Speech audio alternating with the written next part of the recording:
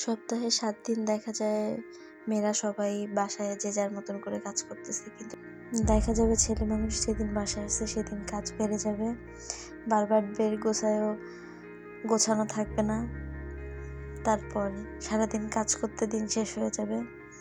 বাসায় থাকলে আবার ৩-৪ পদের রান্না করে খাওয়াও। তো আজকে রান্না করছিলাম ফুলকপি দিয়ে আলুর ডাল, সাথে কিছু টমেটো দিয়ে দিয়েছিলাম। তো প্রথমে ফুলকপি কষিয়ে নিয়ে তারপর আলু ঢেলে দিয়ে কিছুক্ষণ কষিয়ে তারপর টমেটো দিয়ে দিব, তারপর নামিয়ে নেব। তারপর রান্না করলাম আলু পেঁয়াজ কাই দিয়ে চিংড়ি মাছ ভাজি। তো পেঁয়াজ রসুন মরিচ দিয়ে একসাথে সব কিছু মেখে চুলায় বসিয়ে দিয়েছিলাম পানি দিয়ে। কিছুক্ষণ ঝাল হওয়ার পর বেশ ভালো মতো এপাশ ওপাশ নাড়িয়ে পাতিলের তলায় যখন একটু একটু করে লেগে যাবে দেখবেন, সে পর্যায়ে চুলার আঁচ কমিয়ে আরও কিছুক্ষণ ভাজা ভাজা করে নেবেন। যত পূর্বে দেখা যাবে টেস্ট ততই বেশি ভালো হয়, বিশেষ করে ভাজির ক্ষেত্রে যখন চিংড়ি মাছ কিংবা অন্যান্য ছোটো মাছ।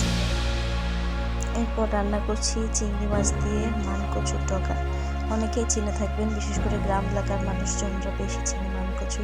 এটার ভাজি অনেক মজা লাগে। তো প্রথমে আঁশ ছাড়িয়ে তারপর পেঁয়াজ বেরেস্তা করে সেখানে চিংড়ি মাছ কিছুক্ষণ ভেজে নিয়ে তারপর মানকচু দিয়ে কষিয়ে ভাজা ভাজা হয়ে এলে নামিয়ে নেব। তো আজকের রেসিপি এই ছিল। আলহামদুলিল্লাহ।